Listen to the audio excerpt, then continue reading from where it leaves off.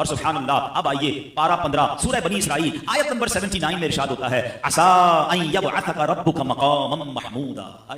کتنی خوبصورت آیت ہے. اللہ فرماتا ہے قریب ہے کہ آپ کا رب آپ کو ایسے مقام پر فائز فرمائے گا کہ جہاں سب تمہاری حمد کریں گے.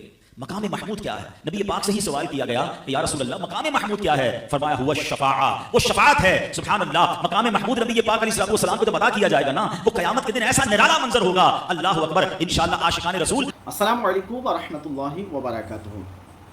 دوستو حضور صلی اللہ علیہ وسلم کو مقام محمود عطا ہوگا، پر یہ مقام محمود کیا چیز ہے؟ اور حضور صلی اللہ علیہ وسلم قیامت میں محشر میں شفاعت کریں گے، پر کون کون لوگ حضور صلی اللہ علیہ وسلم کی شفاعت کے حقدار ہوں گے؟ آئیے مولانا عبدالحبیب اتاری صاحب سے سنتے ہیں.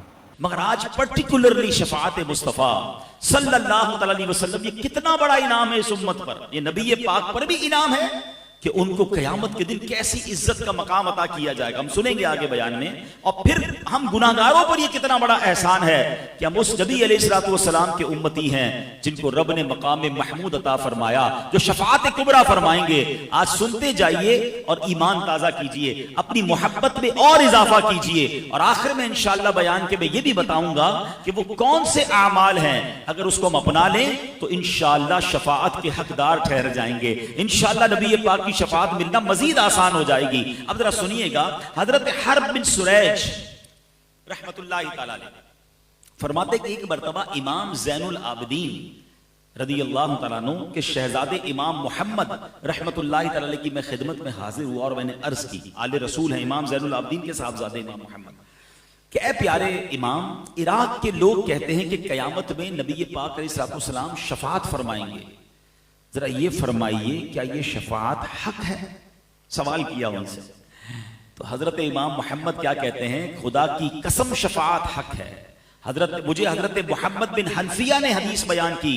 انہوں نے مسلمانوں کے چوتھے خلیفہ مولا علی شیر خدا کرم اللہ تعالی وجہ الکریم سے یہ حدیث سنی ہے کہ نبی پاک علیہ السلام نے فرمایا میں روز قیامت شفاعت کرتا جاؤں گا یہاں تک کہ میرا رب مجھے فرمائے گا ارضیت یا محمد، یعنی اے پیارے محبوب کیا آپ راضی ہو گئے؟ میں عرض کروں گا ربی ارضیتو، اے میرے رب میں راضی ہو چکا ہوں.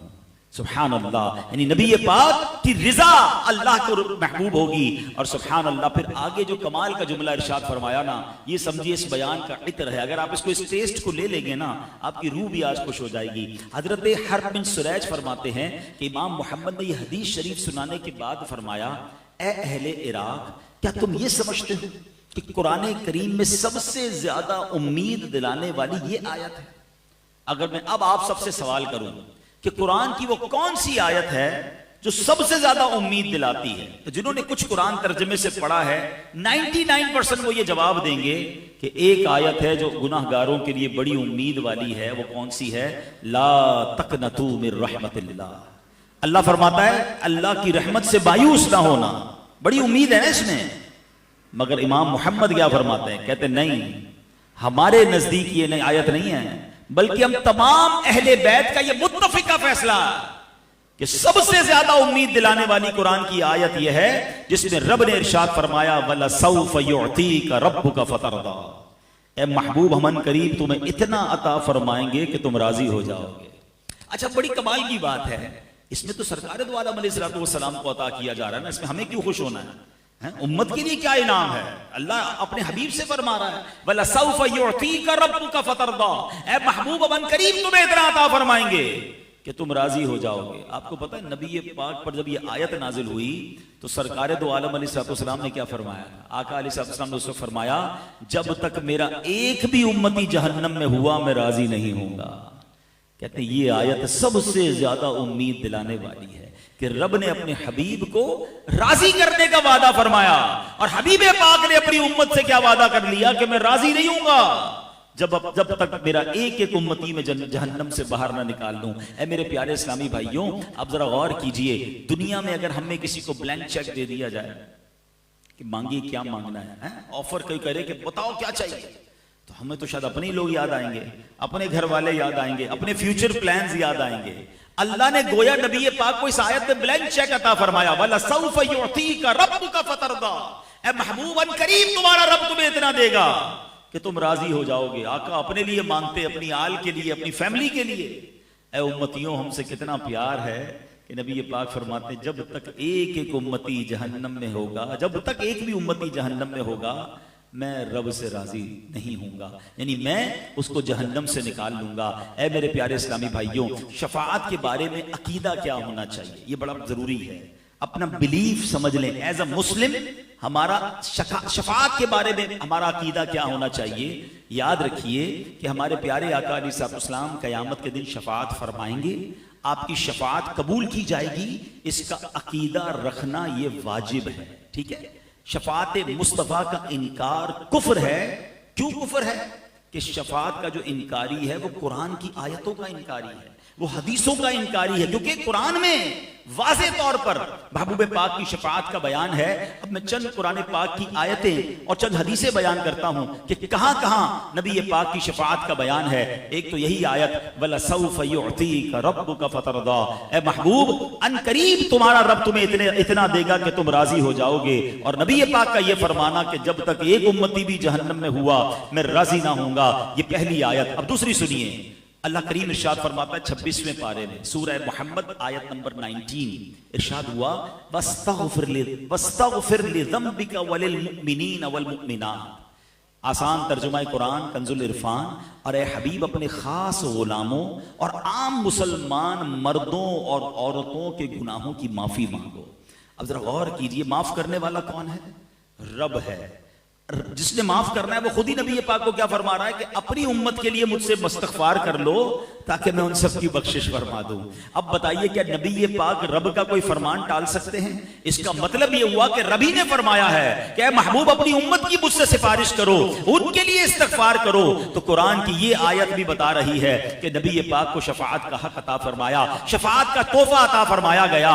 اور سبحان اللہ، اب آئیے پارہ 15 سورہ بنی اسرائیل آیت نمبر 79 میں ارشاد ہوتا ہے عَسَىٰ أَن يَبْعَثَكَ رَبُّكَ مَقَامًا مَحْمُودًا. کتنی خوبصورت آیت ہے. اللہ فرماتا ہے قریب ہے کہ آپ کا رب آپ کو ایسے مقام پر فائز فرمائے گا کہ جہاں سب تمہاری حمد کریں گے. مقام محمود کیا ہے؟ نبی پاک سے ہی سوال کیا گیا کہ یا رسول اللہ مقام محمود کیا ہے؟ فرمایا ہوا الشفاعہ، وہ شفاعت ہے. سبحان اللہ، مقام محمود نبی پاک علیہ السلام کو جب عطا کیا جائے گا نا، وہ قیامت کے دن ایسا نرالا منظر ہوگا. اللہ اکبر. انشاءاللہ عاشقان رسول اس دن کے انتظار میں ہیں. سیدی اعلیٰ حضرت کہتے ہیں نا عرش حق ہے مسند رفعت رسول اللہ کی، دیکھنی ہے حشر میں عزت رسول اللہ کی. خدا کی قسم اس دن نبی پاک کی عزت ساری دنیا دیکھے گی. اور یہ بھی یاد رکھیے گا کہ اس دن صرف مسلمان نہیں غیر مسلم بھی مان جائیں گے. جو آج نبی پاک کی شفاعت کے منکر ہیں وہ بھی مان جائیں گے، کیونکہ رب نے انہیں مقام کیسا دینا ہے وہ اپنی آنکھوں سے سب کچھ ہوتا ہوا دیکھ رہے ہوں گے. وہ مقام کیسا ہوگا؟ آئیے حدیث پاک کا خلاصہ سنیے اور ایمان تازہ کیجئے. نبی پاک کی خصوصیت یہ ہے کہ روزہ قیامت پیارے آقا علیہ السلام سب سے پہلے اپنے روضہ مبارک سے باہر تشریف لائیں گے. جیسے ہی آپ اپنی قبر انور سے باہر آئیں گے، قبر سے تو سارے لوگ قیامت کے دن نکلیں گے نا، مگر فرسٹ آف آل سب سے پہلے جو اپنی قبر مبارک سے نکلیں گے وہ رسول پاک علیہ السلام ہوں گے. اور جیسے ہی اپنے روضے سے آپ باہر نکلیں گے 70,000 فرشتے تعظیم اور احترام کے لیے حاضر ہو جائیں گے. کیا شاندار پروٹوکول ہوگا نبی پاک علیہ السلام کا. پھر آپ کی خدمت میں براق پیش کیا جائے گا، جنتی سواری پیش کی جائے گی جس پر سوار ہو کر آپ میدان محشر کو تشریف لائیں گے. اللہ اکبر. اب سنیے نبی پاک کے فرمان، ایمان تازہ ہو جائے گا. آقا فرماتے انا سید ولد آدم یوم القیامہ، قیامت کے دن میں تمام اولاد آدم کا سردار ہوں گا. ایک روایت میں فرمایا انا اولہم خروجا، قیامت کے دن سب سے پہلے میں ہی اپنی قبر انور سے باہر تشریف لاؤں گا. وانا قائدہم اذا وفدوا، جب سب بارگاہ الہی میں پیش ہوں گے میں سب کا پیشوا ہوں گا. وانا خطیبہم اذا انصتوا، جب سارے لوگ خاموش ہو جائیں گے کسی میں جرت نہیں ہوگی بات کرنے کی، میں خطیب ہوں گا. وانا مستشفعہم اذا حبسوا، جب انہیں روک لیا جائے گا حساب شروع نہیں ہو رہا ہوگا میں ان کی شفاعت کروں گا. وانا مبشرہم اذا ایسوا، جب سب مایوس ہوں گے میں انہیں خوشخبری سناؤں گا. الکرامۃ والمفاتیح یومئذ بیدی، اس دن بزرگی اور عزت بھی میری ہوگی اور جنت کی چابیاں بھی میرے ہاتھ میں ہوں वना अक्रम वलद आदम अला रब्बी, और मेरे रब्बे करीम की बारगाह में तमाम औलाद आदम से बढ़कर मेरी इज्जत होगी। फरमाया उस रोज 1000 खादिम मेरे गिर्द इस तरह होंगे जैसे बिखरे हुए मोती होते हैं। हदीस पाक में फरमाया बियदी लिवाइल हम्द, कयामत के दिन हम्द का परचम मेरे हाथ में होगा। तहती आदम फमन दूनहु, हजरत आदम और उनकी औलाद में जो हैं सब के सब मेरे इस परचम के नीचे होंगे। अल्लाह अकबर। अब जरा गौर कीजिए अल्लाह ने कैसा मकाम अता फरमाया होगा। याद रखिए जब ये मकाम महमूद देखेंगे अपने तो अपने पराये भी मानेंगे, मगर उस दिन का मानना काम ना आएगा कि उस दिन तो वो देख कर मानेंगे ना। अरे मानना आज है, इज्जत आज करनी है, अकीदा आज मजबूत करना है। यही बात तो सैयदी आला हजरत लिखते हैं कि आज ले उनकी पनाह, आज मदद मांग उनसे, आज ले उनकी पनाह, आज मदद मांग उनसे, फिर न मानेंगे कयामत में अगर मान गया। कयामत में तो गैर मुस्लिम भी मान जाएंगे जब ऐसा मकाम देखेंगे। अब तसव्वुर कीजिए वो कैसा दिन होगा। जमीन तांबे की होगी, सूरज 1.25 मील पर होगा, लोग अपने पसीने में डुबकियां खा रहे होंगे, इंतजार होगा कि खत्म नहीं हो रहा होगा। कभी गर्मी के अंदर हमें कोई 5-10 मिनट बाहर खड़ा कर दे और कहे जनाब 10 मिनट रुकिए और 10 मिनट बाद आइएगा, वो 10 मिनट नहीं कटते हैं क्योंकि पसीने से बंदा शराबोर हो जाता है, बंदा फौरन कोई साया ढूंढता है। मगर उस दिन अल्लाह के अर्श के सिवा कोई साया ना होगा। अब क्या होगा, जब बहुत गर्मी लगेगी, बहुत टाइम गुजर जाएगा, तो अहले महशर आपस में मशवरा करेंगे कि कुछ तो करो, किसी से तो बात करो, हिसाब किताब ही शुरू हो जाए। खड़े खड़े जनाब गर्मी में सारे थक गए। अब जनाब सब मिलकर हजरत आदम अलैहिस्सलाम के पास जाएंगे। जब हजरत आदम के पास जाएंगे ना तो जाकर कहेंगे ए अबुल बशर, आप सबसे पहले दुनिया में आए हैं, आप अल्लाह की बारगाह में सिफारिश करें और हमारे इस मुसीबत से हमारी निजात दिलाएं। क्या होगा, हजरत आदम कहेंगे नफ्सी नफ्सी इज़हबू इला गैरी। आज जैसा रब ने गजब किया है पहले ऐसा गजब कभी ना किया होगा, किसी और के पास जाओ। ये सारे महशर के लोग ढूंढते ढूंढते हजरत नूह अलैहिस्सलाम के पास पहुंचेंगे। ए नूह, आप आदम में सानी हैं, आप सफीउल्लाह हैं, आप अल्लाह की बारगाह में, आप नजीउल्लाह हैं, आप अल्लाह की बारगाह में हमारी सिफारिश करें। आप फरमाएंगे इज़हबू इला गैरी नफ्सी नफ्सी। आज रब ने जैसा गजब किया ऐसा पहले कभी नहीं किया। अहले महशर फिर तलाश करते हुए हजरत इब्राहिम के पास आएंगे। आप तो खलीलुल्लाह हैं, अल्लाह के दोस्त हैं, आप अल्लाह से अर्ज करें। वो भी कहेंगे इज़हबू इला गैरी। उसके बाद हजरत ईसा अलैहिस्सलाम के पास आएंगे, वो भी मना कर देंगे। आखिर अहले महशर कहेंगे हमें कोई रास्ता तो बता दें, कोई क्लू तो दे दें, हम जाएं तो किसके पास जाएं। जब ये सब घूम फिर कर हजरत ईसा के पास आएंगे ना, हजरत ईसा कहेंगे एक ही शख्सियत है जो आज मदद कर सकती है, वो अल्लाह के आखिरी नबी हैं, वो रहमतुल लिल आलमीन हैं, जनाबे रसूलुल्लाह सल्लल्लाहु अलैहि वसल्लम के पास चले जाओ, आज वो तुम्हारी मदद करेंगे, उन्हीं के हाथ में शफाअत का दरवाजा है। अल्लाह अकबर। अब ये अहले महशर जब हजरत जनाबे रसूलुल्लाह सल्लल्लाहु अलैहि वसल्लम के पास आएंगे तो मेरे आका अलैहिस्सलाम ये न कहेंगे इज़हबू इला गैरी, आका फरमाएंगे अना लहा अना साहिबुकुम, आओ मेरे गुलामों, आज मैं इसी दिन के लिए हूँ। सुभान अल्लाह। इसी मंजर को किस खूबसूरत अंदाज में मौलाना हसन रदा खान साहब लिखते हैं ना, वो लिखते हैं कहेंगे और नबी इज़हबू इला गैरी, कहेंगे और नबी इज़हबू इला गैरी, मेरे हुजूर के लब पर अना लहा होगा, मेरे हुजूर के लब पर अना लहा होगा। दिखाई जाएगी महशर में शाने महबूबी कि आप ही की खुशी आपका कहा होगा। अब क्या होगा जरा सुनिए, नबी पाक के पास जब अहले महशर पहुंचेंगे ना तो अब नबी पाक सजदा करेंगे। पहले जरा यहाँ रुक जाएं, एक और खूबसूरत सवाल, very beautiful question, relevant question दिमाग में आता है कि यह हदीसों के जरिए पता तो चल गया कि शफाअत तो नबी पाक ने करनी है, आखिरी नबी अलैहिस्सलाम ने करनी है, तो हम तो नहीं जाएंगे फिर हजरत आदम के पास, हम तो नहीं जाएंगे हजरत नूह के पास, हम तो सारे मिलकर पहले ही पहुंच जाएंगे। हमने केडीए में बयान सुना था, हमें पता था हदीस में यही है कि आखिर में जाना रसूल पाक अलैहिस्सलाम के पास है, तो हम डायरेक्ट चले जाएंगे। उलमा कहते हैं ठीक है, हदीसों में ये सारा तसव्वुर और सारी बात बता दी गई है, मगर उस दिन अहले महशर सारे ही भूल जाएंगे, सब ये काम करेंगे और इसकी एक रीजन है, इसकी एक वजह है। इसको एक और लॉजिक से समझ लें, हम सबको कब्र के सवालात पता हैं और सबको जवाबात भी पता है, तो बंदा बोले मसला ही कोई नहीं, अब तो पेपर आउट हो गया, मरने के बाद कब्र में जाएंगे, पूछा जाएगा मर रब्बु का, मैं कह दूंगा अल्लाह रब है, माँ दीनू का कहूंगा इस्लाम दीन है, माँ कुंता तक़ूलु फी हक़्क़ि हाज़ा रजुल, जब प्यारा सा चेहरा दिखाया जाएगा कह दूंगा ये रसूलुल्लाह। आसान हो गया ना, पेपर आउट है, फिर कैसे फेल हूंगा। علماء کہتے ہیں حدیثوں میں سوال بھی بتا دیے، جواب بھی بتا دیے، مگر جواب وہی دے گا جو جس سے رب راضی ہوگا، جس کے اعمال اچھے ہوں گے، ورنہ وہ بھول جائے گا۔ تو یہ محشر کے دن یہ سارا پروٹوکول کیوں کیا گیا؟ اے ہائے، جب بات سمجھ رہا ہے نا، عشق کی گتھی سلجھ جائے تو بریلی کے تاجدار سلجھاتے ہیں۔ امام اہل سنت نے کمال کر دیا، ایک شعر میں سارا فلسفہ بیان کر دیا۔ وہ کہتے ہیں خلیل و نجی، مسیح و صفی، سبھی سے کہیں بھی بنی، سب کے پاس گئے نا، کئی بات بنی، حضرت ابراہیم کے پاس گئے، حضرت موسیٰ کے پاس گئے، حضرت عیسیٰ کے پاس گئے، حضرت آدم کے پاس گئے، اتنا گھومے، کوئی بات بنی کہ نہیں؟ خلیل و نجی، مسیح و صفی، سبھی سے کہیں بھی بنی، یہ بے خبری کہ خلق پھری کہاں سے کہاں تمہارے لیے۔ یہ ساری خلق کو، یہ ساری مخلوق کو جو پھرایا گیا ہے، یہ حضور آپ کے لیے پھرایا گیا۔ اور کیوں پھرایا گیا؟ یہ سارے محشر کا جو مقصد ہے کیا ہے جناب؟ بہت ایزی تھا، پیدا ہوتے جب قبر سے باہر نکلتے سب کے ہاتھ میں رپورٹ کارڈ پکڑا دیا جاتا۔ رپورٹ تو پہلے ہی تیار ہے نا، کرامن کاتبین نے لکھا ہوا ہے کہ ہم نے کیا کیا اعمال کیے ہیں، کتنی نیکیاں، کتنے گناہ۔ قبر سے نکلتے کہا جاتا گناہ زیادہ ہے، تم جاؤ جہنم میں، تمہاری نیکیاں جاؤ جنت میں۔ یہ اتنا بڑا محشر سجایا گیا، کہیں پل صراط، کہیں جناب میزان عمل، کہیں حوض کوثر۔ اللہ اکبر، سبحان اللہ۔ شاعر کہتے ہیں فقط اتنا سبب ہے انعقاد بزم محشر کا۔ There is only one reason، ایک ہی وجہ ہے یہ محشر کا میدان سجانے کے لیے، فقط اتنا سبب ہے انعقاد بزم محشر کا۔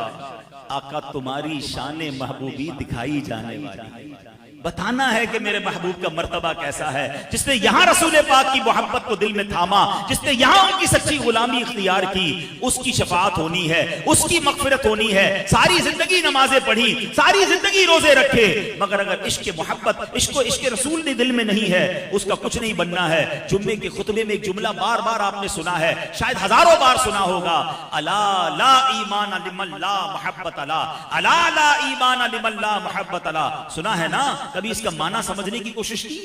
اس کا مطلب کیا ہے؟ سن لو، اس کا ایمان نہیں جس کے دل میں نبی پاک سے محبت نہیں۔ محبت کے بغیر کچھ بھی نہیں ہے، وہاں کام آنی ہے۔ اب کیا ہوگا جب آقا کے پاس یہ اہل محشر پہنچیں گے نا، تو نبی پاک کیا کریں گے؟ ذرا سنیے گا، ایک تاریخی سجدہ ہوگا قیامت کے دن، ایک تاریخی سجدہ ہوگا۔ اور وہ سجدہ جب نبی پاک فرمائیں گے نا، آج میں اور آپ سجدہ کریں، کوئی اٹھاتا ہے سجدے سے؟ پتہ جب نبی پاک سجدہ کریں گے نا تو رب کی طرف سے ارشاد ہوگا، ارفع راسک یا محمد، اے محمد اپنا سر اٹھائیے۔ کیسا پیار ہے اللہ عز و جل اور نبی پاک علیہ السلام۔ رب اللہ کی بارگاہ میں غمگین سجدہ ہوگا نا، امت کی فکر میں یہ سجدہ ہوگا، بڑا طویل سجدہ ہوگا۔ ارشاد ہوگا ارفع راسک یا محمد، اے محمد سر اٹھائیے۔ پھر فرمایا جائے گا وقل یسمع لک، آپ کہیے آپ کی سنی جائے گی۔ سل تعطا، مانگیے آپ کو دیا جائے گا۔ اشفا تشفا، آپ شفاعت کیجئے، آپ کی شفاعت قبول کی جائے گی۔ اللہ اکبر۔ پھر نبی پاک علیہ الصلوۃ والسلام اپنے غلاموں کی شفاعت فرمائیں گے، اور کتنی شفاعت فرمائیں گے یہ آپ کو بتاتا ہوں، لیکن یہ شعر آپ نے کئی بار سنا ہوگا نا، عرش حق ہے مسند رفعت رسول اللہ کی، کہ نبی پاک کا جو بیٹھنے کا مقام قیامت کے دن کیا ہوگا، وہ عرش الہی ہوگا۔ یہ ایسے ہی نہیں کہہ دیا سیدی اعلیٰ حضرت نے، آؤ روایت سنو۔ اللہ کریم کی روایتوں میں آتا ہے قیامت والے دن رب کریم نبی پاک علیہ الصلوۃ والسلام کو عرش اعظم پر بٹھائے گا۔ اگلے پچھلے سارے یہ فضیلت جان لیں گے، اور سب کی زبان آپ کی تعریف میں مصروف ہو جائے گی۔ یہ وہ مقام محمود ہے جس کا قیامت کے دن رب نے قرآن میں وعدہ فرمایا۔ وہ کون سی آیت ہم نے سنی تھی؟ عسیٰ ان یبعثک ربک مقاما محمودا، قریب ہے کہ آپ کا رب آپ کو ایسے مقام پر فائز فرمائے گا جہاں سب تمہاری حمد کریں گے۔ اب آؤ میرے پیارے اسلامی بھائیوں، ہو سکتا ہے کسی کے دل میں آئے کہ شفاعت تو ہوگی مگر وہ تو نیکوں کی ہوگی، جو نبی پاک کے قریب ہوں گے ان کی ہو جائے گی، اربوں لوگ ہوں گے، ہمارا کیا بنے گا؟ اللہ اکبر۔ ایسے ہی نہیں نبی پاک ہمارے اتنے پیارے آقا ہیں، ایسے امت کے غمخوار ہیں، ایسے فکر مند ہیں۔ سنو، نبی پاک علیہ السلام فرماتے ہیں مجھے دو باتیں، مجھے اختیار دیا گیا کہ دو باتیں ہیں، آپشن دیا کہ یا تو آپ کی آدھی امت کو جنت میں داخل کر دیا جائے یا آپ شفاعت لے لیں۔ سنیے گا حدیث پاک، there were two options، یا تو half of your امت will go in جنہ، آپ کی آدھی امت بخش دی جائے، یا آپ شفاعت لے لیں۔ نبی پاک فرماتے میں نے شفاعت کو حاصل کر لیا کیونکہ وہ اس سے زیادہ برکت والی ہے، اس میں گنجائش زیادہ ہے، یعنی میں اپنی ساری کی ساری امت کو بخشوا لوں گا۔ ایک اور جگہ نبی پاک علیہ السلام فرماتے ہیں شفاعتی للہالکین من امتی، شفاعت میری امت کے ان لوگوں کے لیے ہے جنہیں گناہوں نے ہلاک کر دیا، میرے آقا گناہگاروں کو تلاش کر کر کے شفاعت فرمائیں گے۔ سبحان اللہ۔ امام مولانا حسن رضا خان صاحب اسی کیفیت کو بیان کرتے ہیں نا، وہ کہتے ہیں وہ پاک دل کے نہیں جس کو اپنا اندیشہ ہجوم فکر و تردد میں گر گیا ہوگا، اس دن سارے لوگ رو رہے ہوں گے، گھبرائے ہوئے ہوں گے، ہمارا کیا ہوگا؟ ارے نبی پاک تو بخشے بخشائے ہیں نا، مگر ان کے دل پر بھی فکر ہوگی، وہ بھی رنج میں ہوں گے، وہ اپنے لیے نہیں، وہ کس کے لیے؟ وہ امت کے لیے غمزدہ ہوں گے۔ فرماتے ہیں میں اللہ کی بارگاہ میں کھڑا رہوں گا، اپنے ممبر پر نہیں بیٹھوں گا، ہر نبی کے لیے ممبر بنایا گیا ہوگا، مگر میں رب کی بارگاہ میں کھڑا رہ کر اس لیے کھڑا رہوں گا کہ مجھے یہ ڈر ہوگا کہ کہیں مجھے جنت میں نہ بھیج دیا جائے اور میری امت پیچھے نہ رہ جائے۔ آپ سمجھ رہے ہیں اس بات؟ میں اور آپ تمنا کیا کر رہے ہیں کہ قیامت کے دن جلدی جلدی جنت میں بھیج دیے جائیں۔ نبی پاک فرماتے مجھے یہ خوف ہوگا کہ کہیں مجھے جنت میں نہ بھیج دیا جائے، میری امت پیچھے نہ رہ جائے۔ اللہ اکبر۔ ایسا خیال تو ماں باپ بھی نہیں کرتے اپنے بچوں کا جو نبی پاک اس دن فرمائیں گے۔ یہی بات مولانا حسن رضا خان صاحب لکھتے ہیں کہ عزیز بچے کو ماں جس طرح تلاش کرے، ارے کسی کا ماں کا بچہ گم ہو جائے کیسے ڈھونڈتا ہے؟ عزیز بچے کو ماں جس طرح تلاش کرے، خدا گواہ یہی حال آپ کا ہوگا۔ ہزار جان فدا نرم نرم پاؤں سے پکار سن کے اسیروں کی دوڑتا ہوگا۔ ارے اپنے مبارک پاؤں سے کبھی ادھر سے کوئی پکار رہا ہوگا، کوئی ادھر سے پکار رہا ہوگا، اور آقا دوڑ دوڑ کر انہیں بچا رہے ہوں گے۔ کوئی قریب ترازو، کوئی لبے کوثر، کوئی صراط میں ان کو پکارتا ہوگا۔ کسی کو لے کے چلیں گے فرشتے سوئے جہیم، وہ ان کا راستہ پھر پھر کے دیکھتا ہوگا۔ آقا مجھے جہنم میں لے جایا جا رہا ہے، یا رسول اللہ میری شفاعت فرمائیے، اور آقا کرم فرما کر اس کی شفاعت فرمائیں گے۔ یہ حال نبی پاک کا قیامت کے دن ہوگا، اور خود فرماتے ہیں میں اپنے ممبر پر اس وقت تک نہیں بیٹھوں گا جب تک میرے امتیوں کو جہنم سے نہ نکال لوں۔ ایک اور حدیث پاک میں آتا ہے نبی پاک فرماتے ہیں روئے زمین پر جتنے درخت اور پتھر ہیں قیامت کے دن میں ان سب کی تعداد کے برابر آدمیوں کی شفاعت کروں گا۔ اتنی شفاعت فرمائیں گے، اتنی شفاعت فرمائیں گے۔ اللہ اکبر۔ ایک اور جگہ روایت میں ملتا ہے کہ ہر نبی کو ایک دعا دی گئی ہے، ویسے تو نبی کی ہر دعا قبول ہوتی ہے، مگر ایک اسپیشل دعا دی گئی کہ وہ جو مانگے گے انہیں عطا کیا جائے گا۔ نبی پاک نے پتہ کیا فرمایا؟ فرمایا ہر نبی نے اپنی دعا دنیا میں کر لی ہے، میں نے وہ دعا قیامت کے دن بچا کے رکھی ہے، اور وہ اس دن میں اپنی امت کے لیے کروں گا۔ اللہ اکبر۔ پیار تو دیکھے ہم سے۔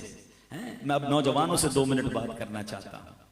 ہم لوگ کہتے ہیں میں فلاں فٹ بالر سے پیار کرتا ہوں، مجھے فلاں ایکٹر سے پیار ہے، مجھے فلاں کرکٹر بڑا اچھا لگتا ہے۔ گھر میں جاؤ تو تصویریں لگائی ہوئی ہیں، اس کو ایڈمائر کر رہے ہیں، اس کو فالو کر رہے ہیں، اس جیسے کپڑے، اس جیسے بال، اس جیسے سٹائل۔ کبھی پوچھوں اس سے کہ بھائی کبھی وہ جو بڑا آدمی جس کو آپ فالو کرتے ہیں، دیوانے اس نے کبھی آپ کا کوئی خیال کیا، آپ کو جانتا ہے؟ نوجوان کہتے ہیں ہمیں کیسے جانے گا، اس کے تو اربوں کروڑوں فالوورز ہیں، ہم تو کبھی ملے نہیں ہیں، بس اس کو دیکھا ہے، دیوانے ہو گئے ہیں، وہ ہمیں جانتا بھی نہیں، ہمارا خیال کہاں سے رکھے گا؟ اب مجھے بتاؤ تم اس کو چاہتے ہو کہ جو تمہیں جانتا نہیں ہے، جس نے کبھی تمہارا خیال نہیں رکھا؟ میں اس کی محبت کی بات کر رہا ہوں کہ میں اور آپ پیدا نہیں ہوئے تھے، 1400 سال پہلے جو ہمیں یاد کرتے تھے، جو راتوں کو جاگتے تھے، ہمارے لیے آنسو بہاتے رہے، معراج کی شب امت کو یاد کیا، اور آپ دیکھیں محشر کے دن کیا حال ہوگا۔ ارے واقعی اگر کسی سے محبت کرنی ہے، کسی پر فدا ہونا ہے، تو رسول پاک سے بڑھ کر کوئی ایسی ہستی نہیں ہے۔ اعلیٰ حضرت کہتے ہیں نا، جو نہ بھولا ہم غریبوں کو رضا، جو نہ بھولا ہم غریبوں کو رضا، یاد اس کی اپنی عادت کیجیے۔ اب آئیے، باتیں تو بہت ساری ہیں، مگر اب میں کچھ وہ اعمال بتا دیتا ہوں حدیثوں کے ذریعے جس کے بارے میں نبی پاک نے فرمایا کہ یہ عمل کرنے والے کو میری شفاعت ملے گی۔ شفاعت حاصل کرنی ہے نا، تو کچھ ایسا بننے کی بھی تو کوشش کریں۔ پیارے آقا فرماتے قال لا الہ الا اللہ خالصا من قلبہ۔ ایک دن نبی پاک سے حضرت ابو ہریرہ نے پوچھا یا رسول اللہ قیامت کے دن آپ کی شفاعت کی سعادت کون پائے گا، کون آپ کی شفاعت حاصل کر سکتا؟ کتنا خوبصورت جواب دیا، قال لا الہ الا اللہ خالصا من قلبہ، فرمایا جس نے دل کے اخلاص کے ساتھ کلمہ طیبہ پڑھا ہوگا وہ شفاعت کا حقدار ہے۔ مبارک ہو، ہم سب مسلمان ہیں، مگر اب ایمان کی حفاظت بھی کرنی ہے کہ دین کے نام پر ایمان چھیننے کی کوشش ہو رہی ہے، بٹ nobody care۔ ایسا نہ کریں، علماء کرام سے مربوط رہیں، عاشقان رسول علماء کرام کی صحبت اختیار کریں، انشاءاللہ ایمان مضبوط رہے گا۔ اور باتیں تھیں مگر میں ایک عشق والی بات پر اب اپنا بیان ختم کرتا ہوں۔ عادل میں نے جو وقت دیا تھا وہ پورا ہو گیا ہے، لیکن اب جو میں بات کروں گا انشاءاللہ وہ بھی خوش ہو جائیں گے، آپ بھی خوش ہو جائیں گے، سب کے چہروں پہ مسکراہٹ بھی آئے گی، کچھ کی آنکھیں بھی نم ہو جائیں گی۔ شفاعت حاصل کرنی ہے نا، ہیں تو ایک ایسی جگہ ہے جہاں چلے جاؤ شفاعت واجب ہو جائے گی۔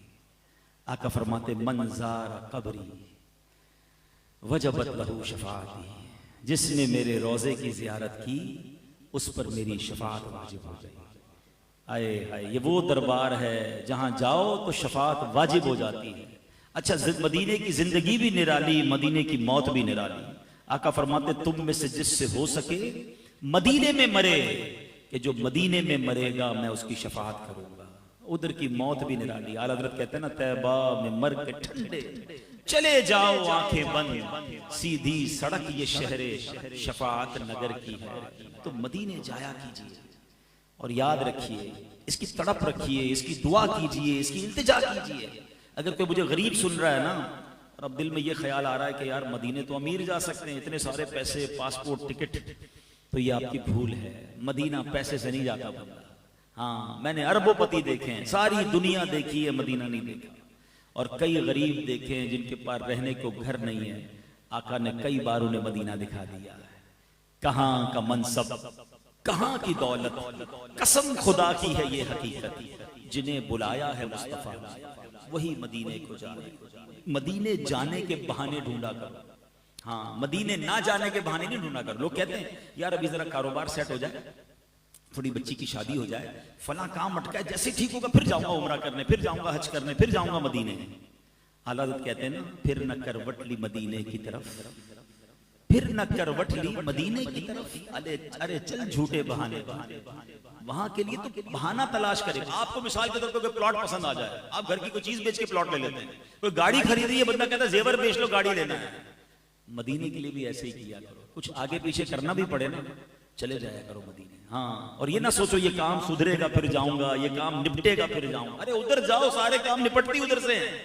مٹتے ہیں جہاں بھر کے آلام مدینے میں، بگڑے ہوئے بنتے ہیں سب کام مدینے۔ میں نے امیروں سے زیادہ سخی غریبوں کو دیکھا ہے۔ کچھ غریب تو کمال کرتے ہیں، اور صحیح بتاؤں جیسا غریب مدینے پہنچتا ہے نا اس کا صدقہ مل جائے۔ میں کئی ایسے غریبوں کو دیکھا۔ ایک بار میں نے ایک سے پوچھا، میں نے کہا یار مدینے آئے ہو کیسے آئے؟ کہتے جوڑ کے جو کچھ تھا نا سب خرچ کر دی۔ میں نے کچھ بھی نہیں، بولے کچھ بھی نہیں، جو تھا کچھ چیزیں تھی وہ بھی بیچ دی۔ میں نے کہا اب؟ کہتے لینے آیا ہوں، خالی کر کے آیا ہوں، اب لینے آیا ہوں، اور اس گلی میں آیا ہوں کہ اس گلی کا گدا ہوں میں جس میں مانگتے تاجدار دیتے۔ یہ کمال کرتے ہیں، یہ سب کچھ ختم کر کے پہنچ جاتے ہیں مکے مدینے، اور بھر کے آتے ہیں۔ امیر یہی سوچتا رہتا ہے 3 لاکھ کا ٹکٹ ہو گیا، 50,000 کا ویزا ہو گیا، ابھی اتنے، حالانکہ کروڑوں لاکھوں روپے ادھر ادھر خرچ ہو رہے ہوں گے، مکے مدینے حج کا خرچہ ہی چھپ رہا ہوتا ہے ان کو۔ یہ مت کرنا، یہ رہ جائے گا، اور یہ نصیب والوں کو ملتا ہے۔